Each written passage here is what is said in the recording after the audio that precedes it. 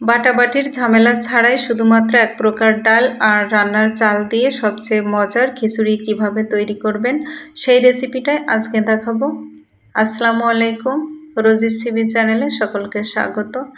যারা নতুন রান্না করছেন বা ব্যাচেলর তাদের জন্য সহজ কিন্তু সবচেয়ে বেশি মজার একটি খিচুড়ি রেসিপি তৈরি করে দেখাবো।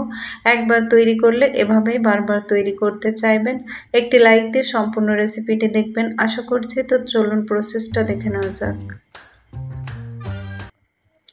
খিচুড়িটি তৈরির জন্য আমি এখানে 1 কাপ বা 250 গ্রাম বুটের ডাল নিয়েছি।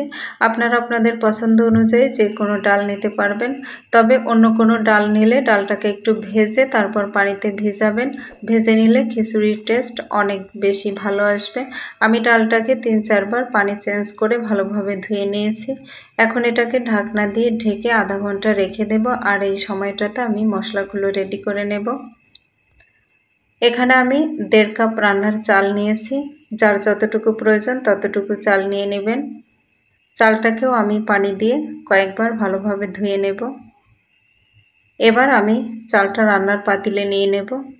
দেখুন, আমি যে ডালটা ভিজিয়ে রেখেছিলাম সেটা 50% মতো সেদ্ধ করে নিয়েছি। এই ডালটা অনেক বড় সাইজের, ভাত আগে সেদ্ধ হয়ে যাবে আর ডালটা সেদ্ধ হতে সময় লাগবে।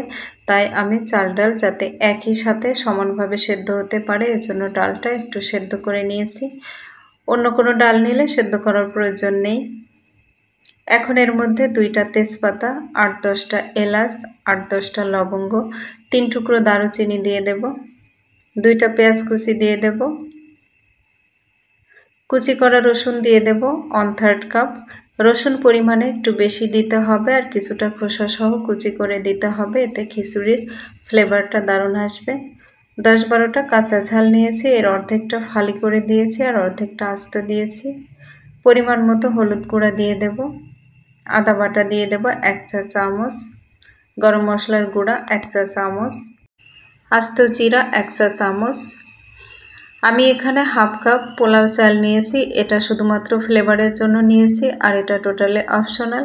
এখন আমার 1 কাপ ডালের বিপরীতে চালের পরিমাণ হয়েছে 2 কাপ, অর্থাৎ যতটুকু চাল তার অর্ধেক ডাল নিতে হবে। দিয়ে দেব 100 গ্রাম রান্নার তেল। আমি ধনিয়া গুঁড়া স্কিপ করেছি, চাইলে আপনারা সেটা এই পর্যায়ে দিতে পারেন। চাল ডাল আর মশলাটাকে একসঙ্গে খুব ভালোভাবে মিশিয়ে নেব। এই মেশানোর সময়ই কিন্তু সুন্দর একটা ফ্লেভার পাওয়া যাবে।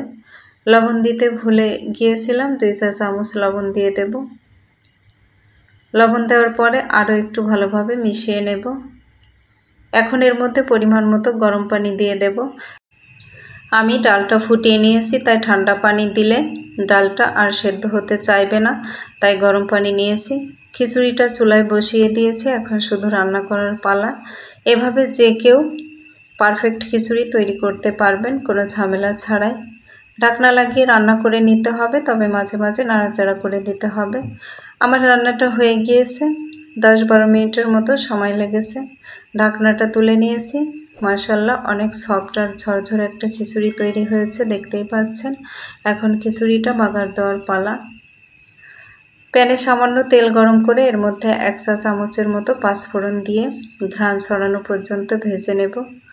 যারা পাঁচফোড়ন খেতে চান না তারা এ পর্যায়ে একইভাবে কিছু পেঁয়াজ ও রসুন এবং আস্ত জিরা ভেজে বাগারটা দিয়ে নিতে পারেন। এখন আমি পাঁচফোড়ন তেল সহ খিচুড়ির মধ্যে দিয়ে দেব। দেওয়ার পর খিচুড়ির সাথে উপর নিচ করে ভালোভাবে মিশিয়ে দেব। মেশানো হয়ে গেলে ঢাকনা দিয়ে 2 মিনিট লো আঁচে রেখে দেব। 2 মিনিট পর ঢাকনাটা তুলে নেব। ফাইনালি বৃষ্টির দিনে তৈরি হয়ে গেল দারুণ মজার খিচুড়ি। তো আশা করি রেসিপি ভালো লেগেছে। ভালো লাগলে লাইক, কমেন্ট ও সাবস্ক্রাইব করার অনুরোধ রইল। পেজ থেকে দেখে থাকলে ফলো দিতে ভুলবেন না। শেষ করছি, আল্লাহ হাফেজ।